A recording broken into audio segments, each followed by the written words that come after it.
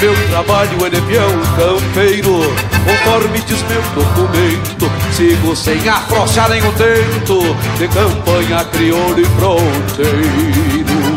Mas eu trago outro ofício no mundo, que estes fundos já sabem qual é.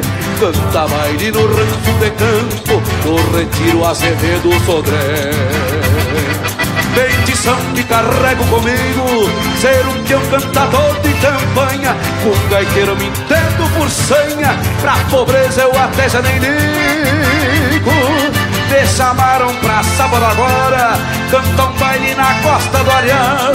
E eu não tenho no bolso real, mas eu sou cantador desta gente de fora.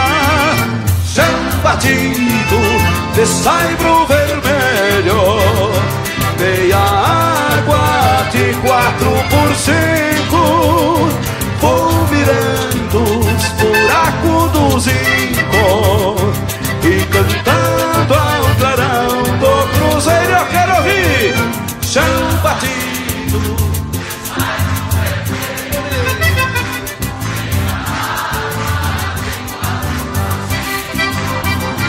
vou virando os buracos do zinco e cantando ao clarão do cruzeiro.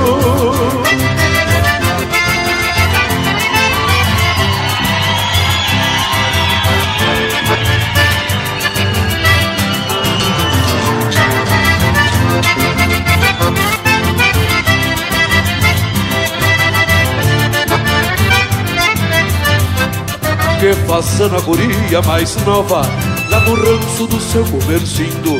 E eu não sei qual semblante mais lindo das três filhas da comadre Mosa. A Isabela, a Canducha e a Rosa, nem te digo qual a mais bonita. Todas três de vestido de chita, com fregueado de fita mimosa. O Amadeus na gaita de botão, o Condonga no violão canhoto, e um zumbido igual gafanhoto no pandeiro do nego bujão. Duas moças vêm do Parador e uma prima de São Gabriel.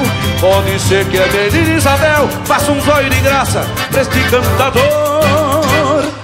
Se clareia, agarremos a estrada, que a pegada é só segunda-feira. Vou cantando mais duas maneiras dessas de iluminar a madrugada.